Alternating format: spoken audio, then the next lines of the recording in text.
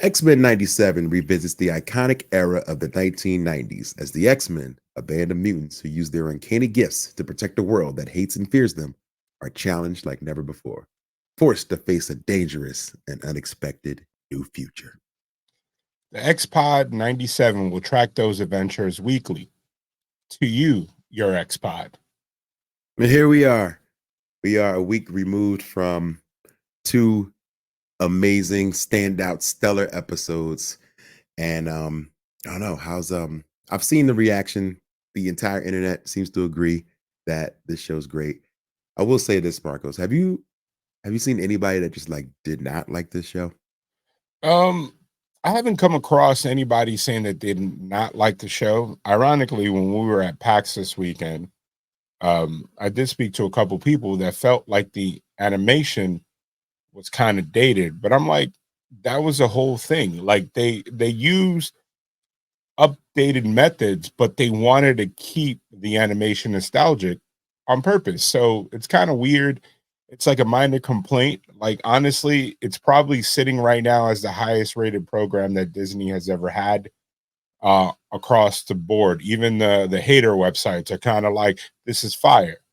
And then like I have people that either were too young to watch the original X-Men or too old to watch it, and they're like, "Oh man, like I heard this is amazing." Like I have my nephew's friends hitting me up. I have older adults hitting me up after they saw us post a podcast, and they were like, "Is this something I could get into?"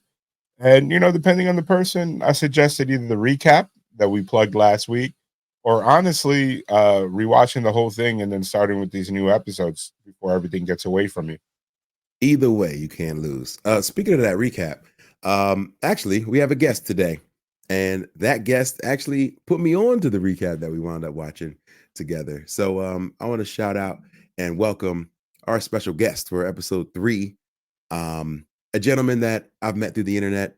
I feel like if you're somewhere in wrestling Twitter, he's like either a best friend in your head or just one of those guys that you just see and you're like, oh yeah, I know that guy, Um, always entertaining. I will say that. Um, let's make some noise for Mr. Cam Hawkins. Cam, what's good? Hey man, happy to be here. Thank you Hello. for thinking of me. Excited, man. This was like everybody says, man, this was such a big part of my childhood. But no, very, very close part of my upbringing was in X-Men and things around X-Men. So this is great, man. I'm excited for where this is going. I'm excited to be able to share it with people who might not have been along for that ride. So yeah, man, this is really cool. Word. Thanks for doing this. Thanks for joining. And what is your relationship with X-Men? We've talked about ours. We've brought the people up to speed. And yes, this is probably literally any person within 10 years of my age, up or down. This is the X-Men in general have been a big part of their upbringing.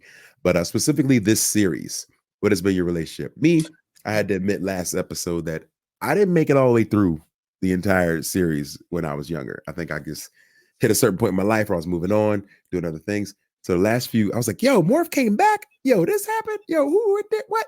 So the Spider-Man, what is going on? So a lot of stuff that happened in the last few seasons, I was like, hmm? But what was your relationship with the series coming up? So my stepfather was a big comic book collector. Like go to the shop every week, pick up new stuff. He was a geek to the point where in every episode of like the original Star Trek of TNG and Deep Space Nine and Voyager, all on VHS, recorded individually. It was that deep. So comics were a big part of that. And he was Marvel, he was DC. Read a lot of Spawn, but specifically, I got really into X-Men, and then I had like the Fleer 92 X-Men cards with the fantastic art. I was always like super into X-Men. My first dog, I named my first dog Bishop after my favorite X-Man. I had this poster that I think I finally got rid of it. I used to know it verbatim.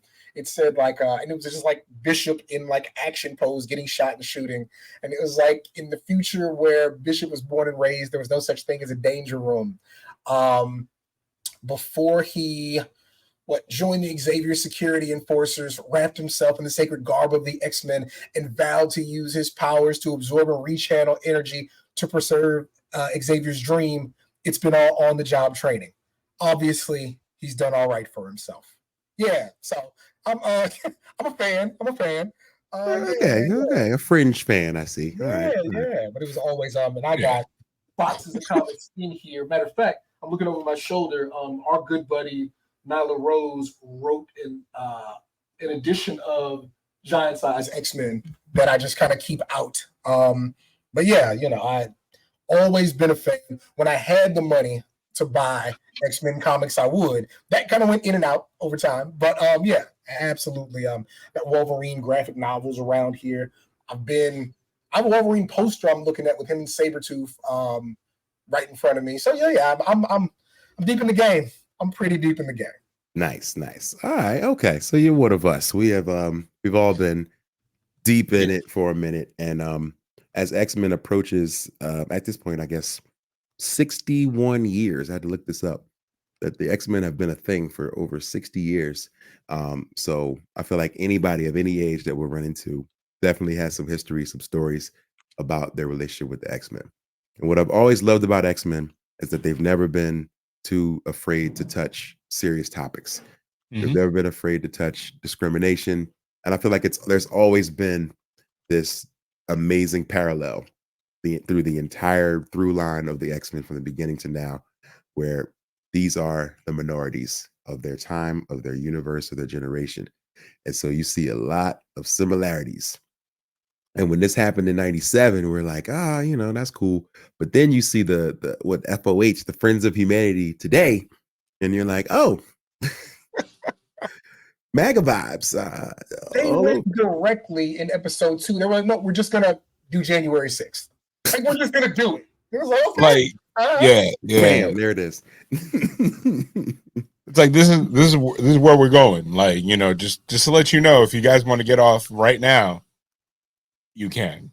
But those themes, I honestly, when I watched it, I was like, man, this is either gonna be genius or somebody's gonna say something about this.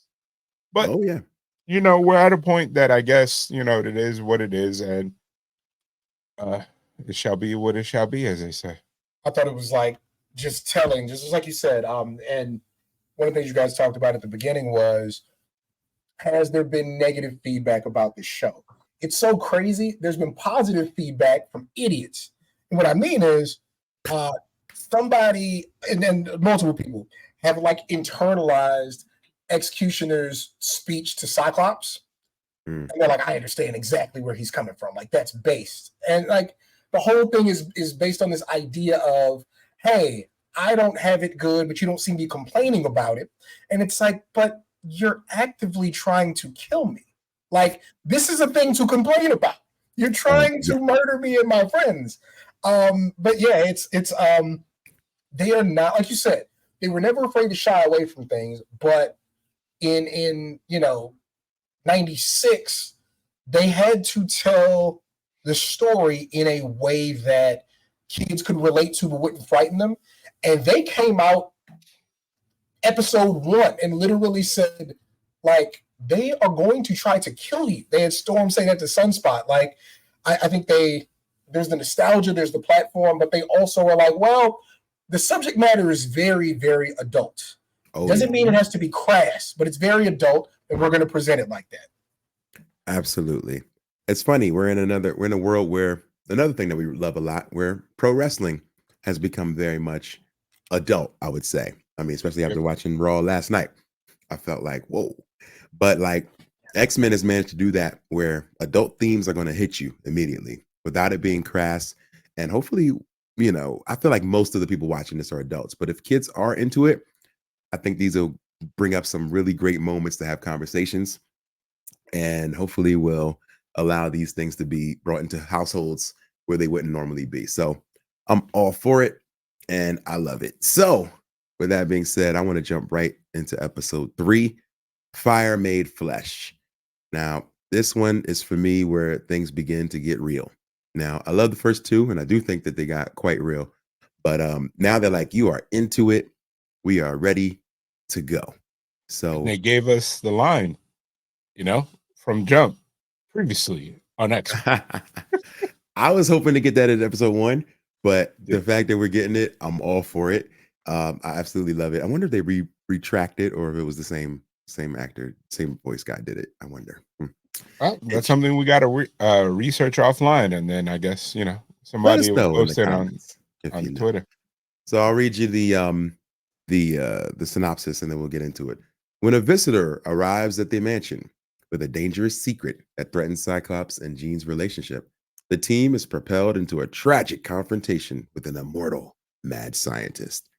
Now, I saw this and I like that they kept it vague enough that if you didn't watch episode 2, you don't really know what's going on. But we know where we left off. We left off with someone entering or coming to the mansion. Every episode is like somebody's here that's not supposed to be. That seems to happen a lot. I don't know about the security here at the X Mansion, but they might want to get it looked at. Like there's literally an intruder alert every single episode. Somebody just rolls up. It's like Alexa, bro. They just report. They can't do anything. It's like, hey, just to let you know, somebody's here. I don't know what you're gonna do, but just so you know, somebody's up in here.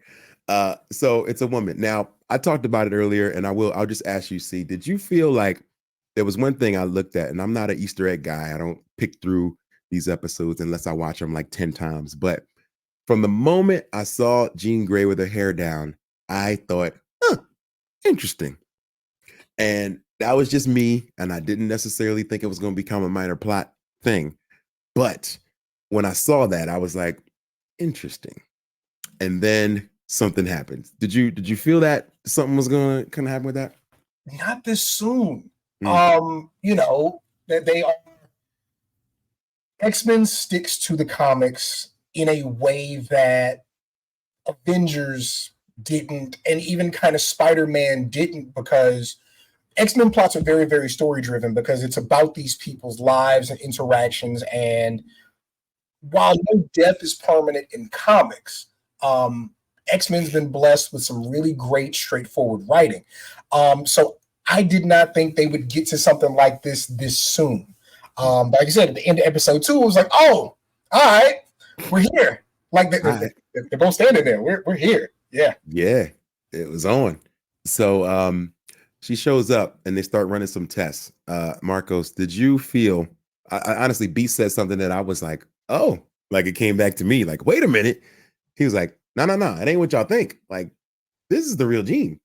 Yeah. So at that point, we instantly have a conundrum. This could have been an end of episode cliffhanger. Being like, sorry guys, I just found out that's the real Jean. Dun dun dun. But now they hit you with it very early, and instantly, we know it's about to turn up. So, what were your thoughts at this point?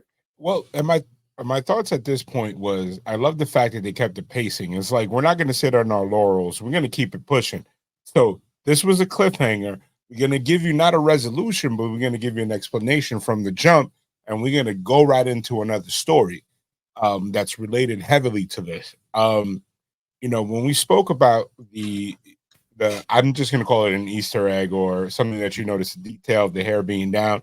Until you said that, I went back and I checked, and I was like, man, he's right. Like, and honestly, I've watched so much TV and so many villains versus hero, like animated anything, that like I was like, this is kind of dumb for you to bring in the fake one, at the end. Like, if anything, a TV and animated logic says that the fake one has already been implanted. So it's always the burden of proof for you to prove that you're the right one. Mm-hmm. So that as soon as I saw her at the door, I was like, oh man. But they go right into it. Now, for our big time comic book heads, you might know immediately where they're going. When you see this, you're like, oh, all right, this is the story of Madeline Pryor, but she has so many different origin stories. This is a character that has been kind of retconned, moved around to fit certain, situations. And it was at this point that I looked and started looking through Wikipedia and found the definition of the beginning, or at least the story that they want to work with. And that story came from, gosh, I think it was maybe a Chris Claremont X-Men, where they decide that she was created in a laboratory, basically by Mr. Sinister, to infiltrate. But in other stories, she's just another person who's like trying to infiltrate, who just happens to kind of look like Jean Grey, and blah blah blah. So it's an old classic theme to be like, who's the real one? You know, and maybe, but this gets a little deeper because there's a child involved. Yeah. So it's like, yo, I mean, you know, in 1996, we knew where babies came from, and we still do now. So so I'll just get it out there. We talked about it a little bit before we started, but did Cyclops do the thing with the wrong thing? What happened here? I'm gonna go first. I think he honestly laid down with both characters. And but I do think, and this is basically because, you know, again with Marvel, with their universe, I like that they're sticking closer to the comics with this content, because they're kind of like, this is introduce everybody to the X-Men, and we're gonna get the fan service out the way. So if we go a different direction with the movies, you can't crucify us for it. I think honestly, the fact that they're being ambiguous with the timeline, I think he married the clone and had the baby. I think the relationship, I think all this happened around the time when she was the Phoenix. And I think after that, because that led into the whole Professor X timeline thing and everything. And that would have been a perfect time to drop an imposter right there, you know? So that's my opinion. You know, I might be wrong. We shall all see together, you know? We'll see when we get there, but let's see. Cam, what do you think? Definitely hit both. Not even a question. Not even a question. Like between their fake marriage, that Morph presided over way back when, between the first Phoenix, between the Dark Phoenix, between the Hellfire Club, at some point he got it. And now he got a baby. So we know we got that too. Like there's too much, like the amount of trauma bonding in X-Men is probably larger than any comic ever. They're constantly under pressure.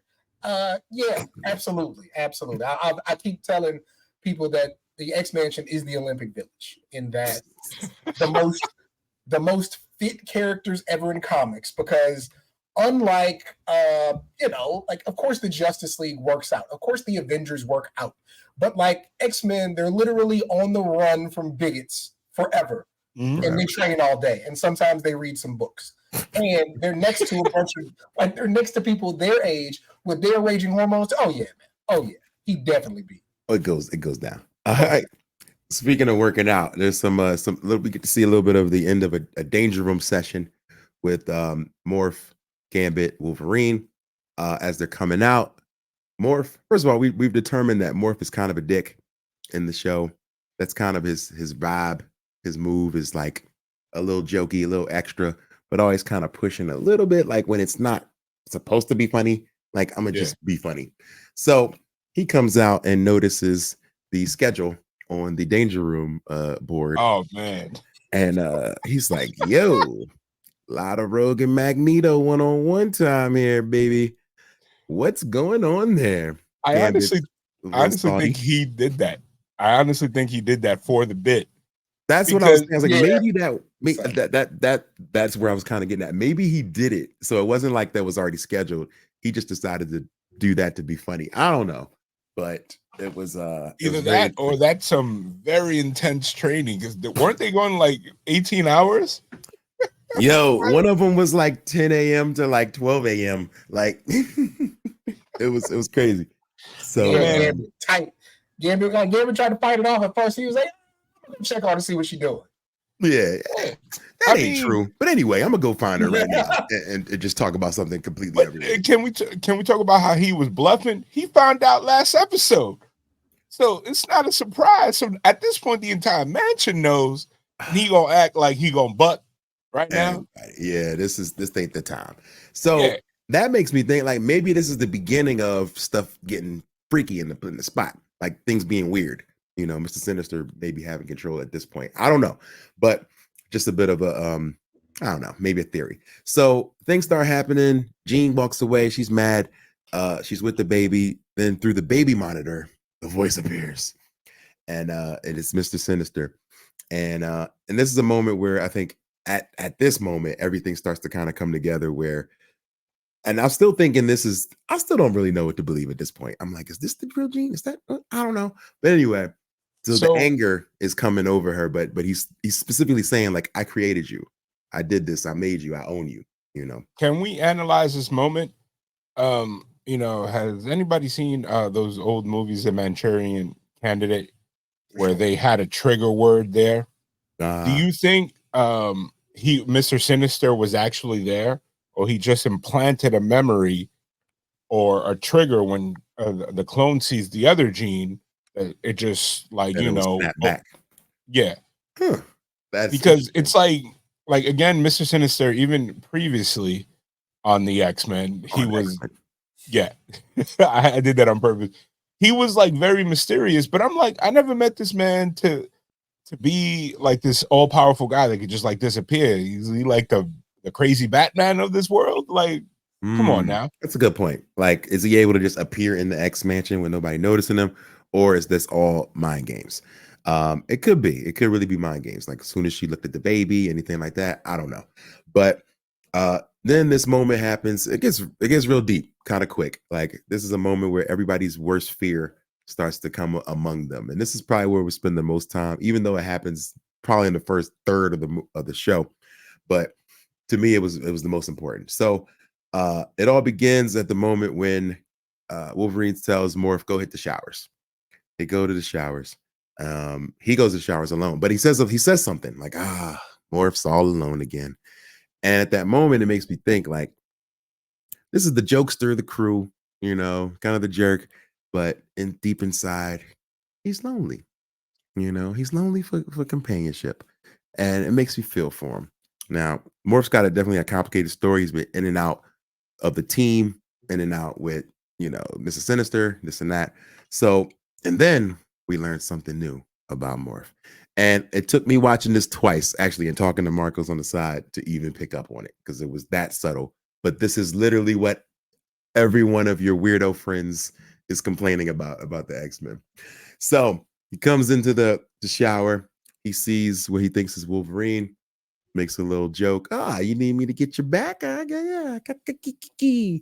And the fake Wolverine turns around and says, you got jokes, but we know your secret.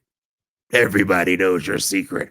And so at that moment, I was like, oh, snap. This is about to get crazy. But again, it took 3 times for me to even think about it. And I was like, oh, snap. So I'm going to just come out and say it. So Morph is already non-binary in this story. And that was, I don't even know why that became an issue of contention for a lot of people, but it did. But also, so the secret is that he's got a thing for Wolverine? Yeah. It's from the comics. Before non-binary existed, they said that he was bisexual, you know, and basically and it's not like, oh, I'm attracted to him. I think it's a combination of, number one, they're both the loners of the group. They both have experienced trauma and loss. And honestly, every time they're the ones that go on missions the most together, because, you know, they're both perceived as individuals that are rough to work with, because Wolverine, let's be honest, he doesn't listen. And Morph is always being a jackass. And honestly, he also is broken emotionally, which we kind of see that come back like in full force. Like, you know, Cam, what do you want to add to this? Yeah. Like, one of the first things they note is in one of the I think on the Screen Rant thing is they're like, the intro is so great, but even in the intro when everybody's supposed to be looking tough and cool, Morph still looks scared.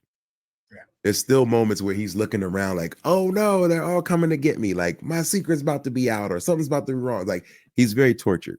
So I feel like that's going to be a big theme throughout the show, and this is the first time we really get it. And it was deep. It was a good moment. Like, it was so quick, so subtle, not hardly worth people writing giant think pieces about, but They will. definitely, yeah, they will. Yeah. And but it was really cool. So I appreciated that, and it again, it happened so quick, I almost missed it. So Cam, what did you think about that particular part? I mean, and well, I know we're going chronologically. There's a moment with him later that I think is the best moment in the episode, especially if you were a fan of the original series. Yeah, I think, people taking issue at first, like with Morph of all characters being non-binary, like someone literally required to be a woman sometimes. Like, it's just, Morph exists in multiple worlds, both as a requirement and both like as having the ability to do so. Whatever he was as an individual was stripped away from him, and we got to watch that play out over multiple seasons. What I do find really interesting is that he's the only person who can talk to Wolverine the way that he does. Like, so there is a strong relationship. Wolverine was the one who wanted to save him. Wolverine was willing to risk his life and risk capture to save Morph in the very first episode of the show. So yeah, I mean, it seems natural. Like you said, Mr. Sinister's in the intro to the show because Morph is frightened of him. Like, they literally are making that like a focal point of all this. But yeah, I think he's an amazing character. We don't always have, like, the same way that Kitty Pryde in the comics and Jubilee in, the original incarnation of this was kind of our window into existing with the X-Men. I think Morph is going to be so much more of that this season. I agree. I'm looking forward to seeing where this goes. And that's only the beginning of everybody experiencing their fears. So Cyclops, of course, it's his fears over being a true leader, being a good father, being able to keep things together. Bishop, we get a look at Bishop's sister, saying Shard, saying, you left us behind and this and that. And he's like, no, this can't be real. Gambit gets to see exactly what he fears, and that's Rogue, not just hugged up with Magneto, kind but of like melting together. So melding freaky together, image. and then kind of clowning him, like being like, you think I'd be with a Cajun swamp rat like you? So messing with his confidence. Sunspot, you see issues with parents and things like that. And then we get finally the actual mention where Jean becomes the Goblin Queen. And from there we get, it's kind of on from here. We're like, all right, we know exactly who the big bad is and who we got to get through. And I thought it was really cool. I wanted to talk about, I guess, it's the extent of Mr. Sinister's powers and being able to create this world that we were just discussing offline. Like, if it was even real, but it felt real, like people were able to be hurt. But it looked like it literally turned their surroundings into hell. And I think Morph says that, like, we're in hell. Like, it's everybody's deepest, darkest, worst fear. And so, was that, I don't know, I guess we could talk about if we feel like, do you think that these are real situations, or he's creating just that much of an effect on the brain that it can feel real, because we're even questioning even if Sinister was in the building. So the reason I think it was real is because they were seeing each other's fears. Like, it wasn't just a projection onto them. Like Jubilee saved Sunspot from the monstrosity of his parents. You know what I mean? So yeah, I mean, in some type of way, this is real. He's a scientist before everything else, right? And so somehow he's concocting this mess. Because like you said, it could hurt them. But then you also get like demon sentinel, like a sentinel with demon horns. It's kind of like, whoa, this is kind of heavy. But you do, and it's interesting. I think it's real, but Jean or Madeline literally dissipates all of it. Like, she makes it disappear. So it's tough. It's tough. Yeah. I thought this was cool to be able to see everybody's kind of true power kind of early on. And and I do think, I mean, we just kind of barely mentioned it, but I think Wolverine not having a particularly dominant moment maybe in this one could be intentional. You know what I mean? I feel like, when you're dealing with so many powerful characters and dynamic characters, like you gotta take your turn. You gotta take a backseat once in a while. But there was still a moment where, to me, Cyclops continued his badassery, and Cyclops is on full redemption mode throughout this series. So I have to mention where he powers up Bishop with his optic blast, which I thought was super dope. Being like, all right, he is able to now, and I mean, this is something he's always been able to do, I think, but being able to show this where he can utilize these powers and let someone else who's able to internalize them and then use them to become more powerful, which I thought was super dope. They gotten really good at team combat, and I think it goes back to what we alluded earlier, that they're constantly training because they're constantly under threat. It's like, it's not even the guys of what we got in the movie that nobody knows about their secrets. It's like, no, everybody knows where they live, everybody knows who they are, and it's like it's on site every single time. And their Alexa, it's not, aka the security system, is not doing anything for them. It's not great. No. All right. Any other moments that we want to talk about before I kind of get towards the end? Any other moments in the show that's really stuck out to you in episode 3? For me personally, it was are we going in chronological order or not necessarily? We're jumping around. We don't have to necessarily recap it. Really all watched it. The ending scene right before the credits, where we saw Forge and we saw Storm, and then it's kind of like gave us that Leonardo DiCaprio like that. There it goes. There it goes. Yep. Absolutely. I'm looking forward to seeing where that leads. Even the previous episode when, Beast says this looks like it's permanent. It's like, all right, nothing's ever permanent in comic books. So, but the interesting part is how we get to this point. I think it's interesting that I want to talk about Nathan a little bit at some point. But Cam, was there any particular moments? I know you mentioned your morph moment, so I want you to get to that.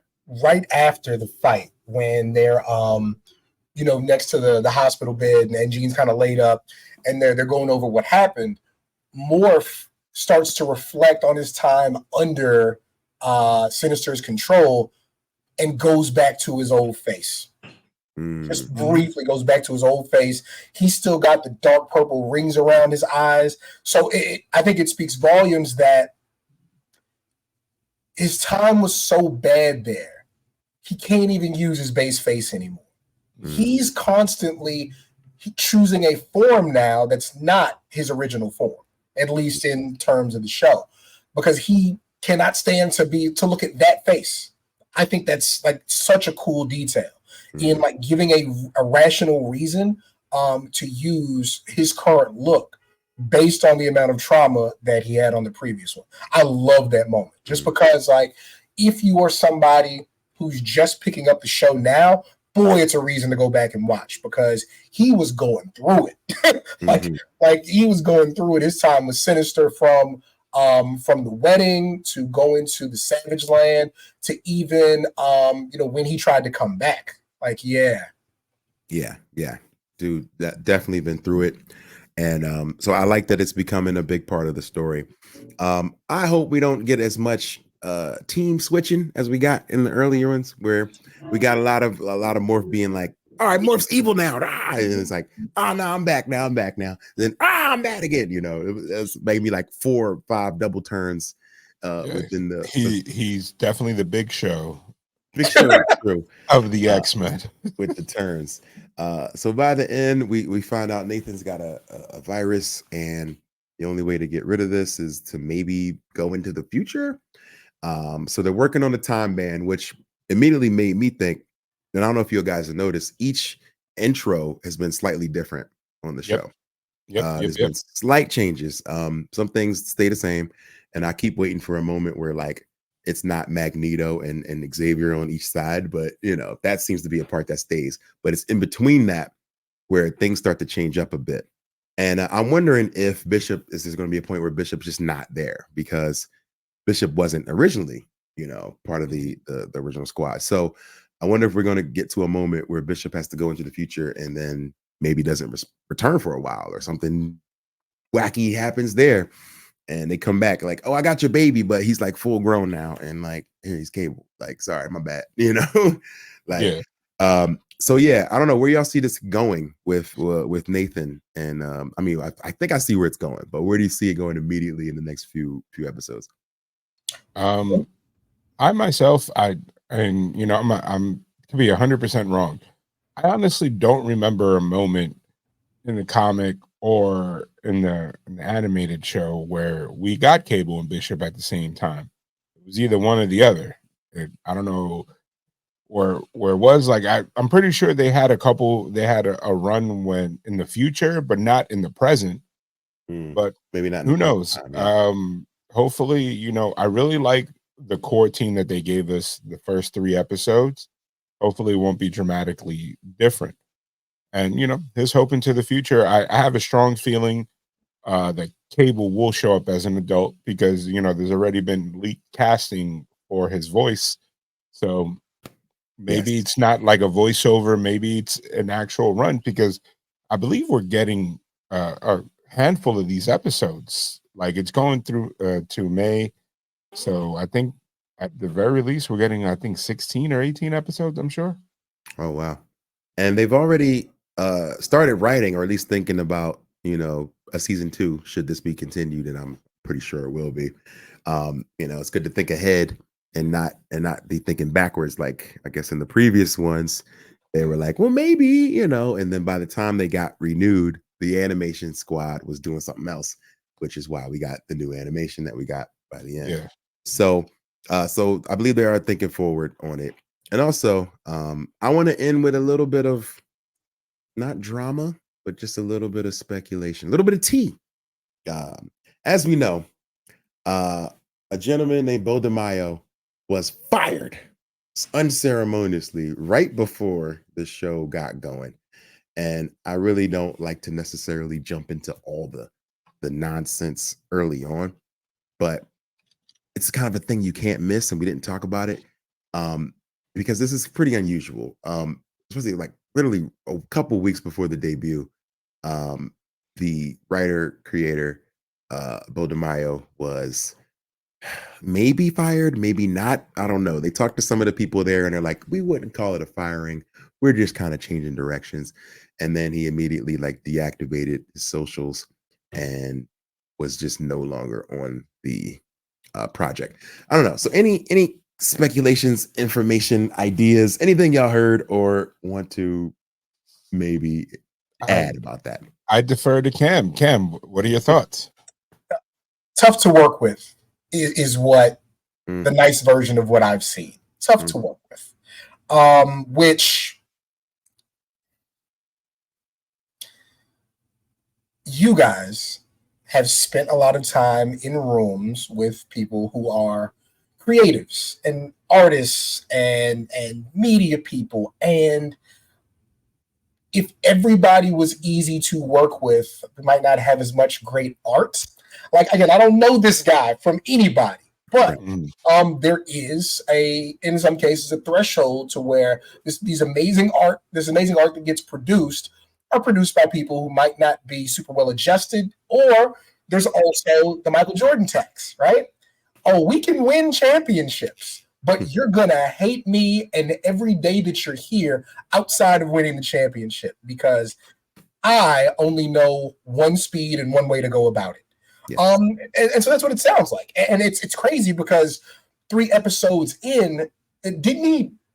I don't know if he completed 2 seasons, but hasn't he written 2 seasons? He's written 2 seasons. They've created at least the 1 season based on. Yeah. So I mean, the way that this thing is going, he's going to get a lot of he's going to get a lot of residual checks. Yeah. But yeah, I just think that without knowing details, he was kind of a different dude too, a little bit of a different dude. Mm-hmm. I just think that it's a situation where they appreciate the work that he's done, but they're like, look. Just like you said earlier, where we struggled to get this thing renewed and then brought in a new team, and there was a drop off, at least visually, from what we presented. This is also, and it's kind of adjacent, but this is also a studio where they were planning their next run of movies around a certain gentleman who might have had some red flags, tough to work with, didn't treat people bad or didn't treat people well on set. And ultimately, they're having to pivot. And so it might be like, hey, if we run the right play now, maybe we won't change up so much later. So it might have been preemptive, but they might not have been wrong. Yeah. To piggyback on what Cam said, like, honestly, I think the whole blanket of creative differences or might be hard to work with, I think that's just the tip of the iceberg. I think the brand itself, Disney, is trying to protect themselves for whatever comes out. Like, look, we're in a day and age where last week, a Nickelodeon was rocked by a documentary that was released, a 3-part TV series about how it was difficult working as a child for Nickelodeon. Yeah. And, outside of the fact that they had so much sexual abuse amongst a couple predators, they had a director that did not give a crap about how old you were, child guidelines, labor laws for their staff, and although he might have created bangers after bangers after bangers, none of that stuff rocks anymore. You know what I mean? Mhm. Like now it's like like you can't even, it's like, it's crazy because it's like all this 90s nostalgia, like stuff that was running the 90s hardcore won't last a day or two in this world now. And it's not necessarily a bad or a good thing. It's just the reality of everything. So, maybe the guy was like, hey, I know we're only supposed to be here for 9 hours, but we're not leaving until we get this done. And if you Yeah. look at things in another medium, anime in Japan, they're having the worst issue with that too, where Oh, yeah. cats are like working 18-hour days and only getting paid for 9 or 8 because that's just how the culture is. Yeah. But it is what it is. It's But hard to say. I'm mostly worried for the show. You know what I mean? Yep, I'm like, yep, I'm yep, yep. sure, but they got time. They'll figure it out. But yes, and yeah, I mean, I hope, God forbid, nothing crazy just comes out and then we're like, oh geez. But I want to leave you with a great quote from Bo DeMaio from June 2022. He said, "We all have a Magneto inside of us, and we all have a Charles Xavier. We all have a part of us that wants to burn it all down.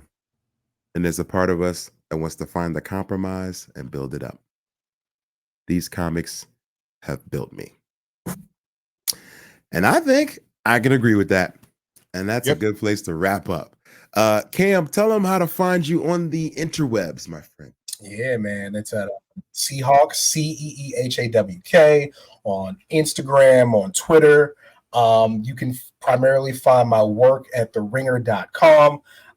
Got something coming up really cool with one of the WrestleMania main eventers. So that should be out next week.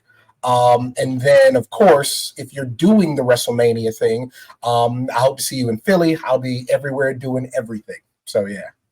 Right on. All right, so we got to rate the show. We give it 1 to 10. Right now, we've got this weird thing where, and it's not weird, but we try not to give anything a 10 because you got to feel like there's always room for improvement.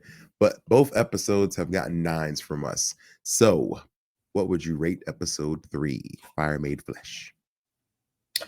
I'm going to say a 9. What was really interesting to me, you got to process this stuff in a way that you used to have to buy 92 comics to get through a story, right?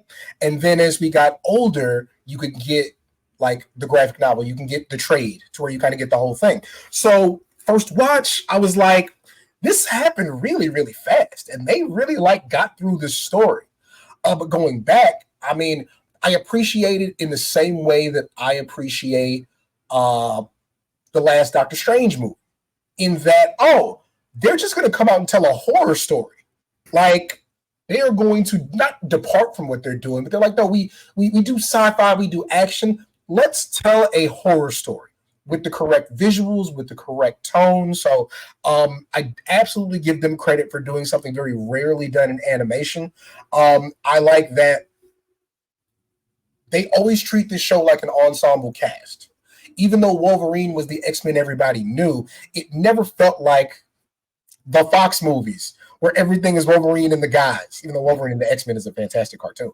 But genuinely, I felt like I was getting to experience different X-Men, how they felt in the situation, the things that make them tick. And then you got Nathan has the techno-organic virus already, and we know that he can communicate psychically with his mama. Like, yes, Bishop's in the future. It's a 9. It's a 9. Because there's Captain America 2, the Winter Soldier, and then everything else. You know what I mean? So even the great things, I'm still like, you got that's the standard for me. So yeah, I would say it's definitely a 9. Again, told a story in a way I did not think they could this effectively.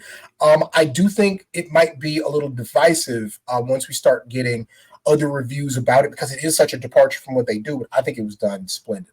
I really do. All right. I agree. I gotta give it a 9. I think the stuff with Morph kind of takes it over the top for me. Just giving me a lot more insight. Another great episode, man. Marcos, what would you say? I give it a 9, but with a caveat saying that it's the strongest episode that they released so far. So if the trajectory keeps going up, maybe next week is it might be even stronger 9. But yeah, everything was wrapped up very well. The pacing didn't seem fast, but it was, and it keeps the audience interested, and they keep you going. Like, oh, what's the next hook? You know what I mean? Yes. Word up. I agree. All right. Well, thank you, Cam, for spending time with us. And thank all of you for listening and or watching wherever you get fine podcasts. Please give us a couple of, give us some 5 stars. Give us a 5-star frog splash and tell a friend that there's a new pod in town. Yes, it's XPod 97. And with that, we out of here. Unleash your inner Xavier or Magneto. Sometimes you want to burn it all down. All right. We out. Peace.